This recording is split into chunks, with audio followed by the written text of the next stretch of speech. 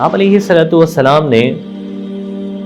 جانوروں کے متعلق حکم دیا ہے کہ ان کی غذا کا اور ان کے صحت کا خیال رکھیں، خاص کر وہ جانور جو پالتو ہے، ہم گھر میں پال رہے ہیں اس کو یا اس سے کام لے رہے ہیں، جیسے بیل ہے، بھینس ہے، گھوڑا ہے، یا ہم کسی جانور کو پال رہے ہیں جیسے بلی پال رہے ہیں، مرغی پال رہے ہیں، تو ایسے جانوروں کے متعلق آپ علیہ الصلوۃ والسلام نے حکم دیا ہے کہ ان کی صحت کا بھی خیال رکھے، ان کی غذا کا بھی خیال رکھے، وقت پہ کھانا دے ان کو، وہ جو کھاتے ہیں وہ دے،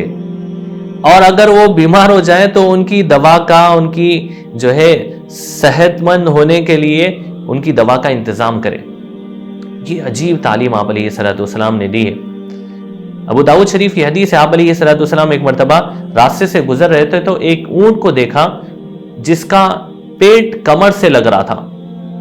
تو آپ علیہ الصلوۃ والسلام نے اسی وقت کھڑے ہو کر سارے مجمع کو متوجہ کر کے کہا کہ تم ان بے زبان جانوروں کے سلسلے میں اللہ سے ڈرو،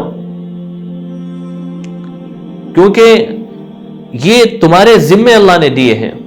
اس لیے اس پہ سوار ہو تو اچھی حالت میں اور ان کو چھوڑو تو اچھی حالت میں۔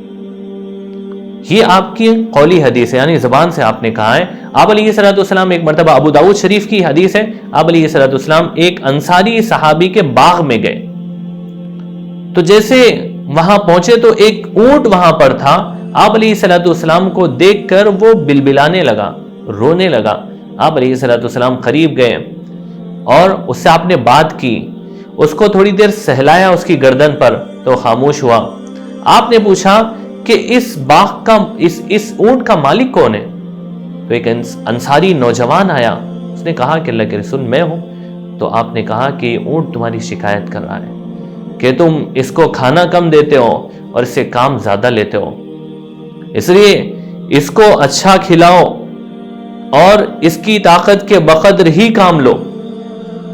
آپ علیہ الصلوۃ والسلام نے جانوروں کے متعلق اتنی باریک تعلیم دی،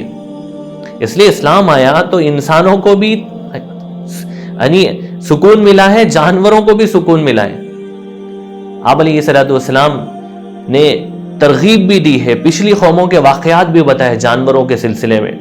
آپ نے کہا ایک بدکار عورت تھی، وہ راستے سے گزر رہی تھی، ایک کتا پیاسا تھا، بخاری مسلم دونوں میں حدیث ہے، اس پیاسے کتے کو اس نے پانی پلایا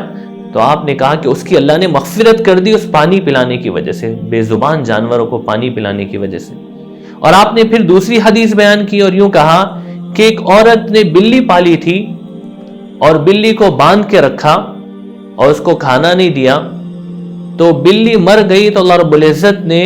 اس کو جہنم میں داخل کر دیا، کیونکہ اس نے غذا کا بھی انتظام نہیں کیا، اس کو کھلا بھی نہیں چھوڑا کہ وہ خود شکار کر کے کھاتی۔ تو آپ نے یہ جو ترغیب دی ہے، پچھلی قوموں کے واقعات بتائے، اس سے بھی صحابہ کو اور پوری انسانیت کو، پوری امت کو قیامت تک کے لیے ہدایت دی ہے بے زبان جانوروں کے سلسلے میں، کہ ان کے سلسلے میں ڈرو اللہ سے اور ان کی صحت کا بھی خیال کرو، ان کی غذا کا بھی خیال کرو۔ یہ اسلام کی تعلیم ہے۔ اللہ رب العزت اس کو سمجھنے کی توفیق عطا فرمائے اور وقت پر، موقع محل پر عمل کی توفیق عطا فرمائے۔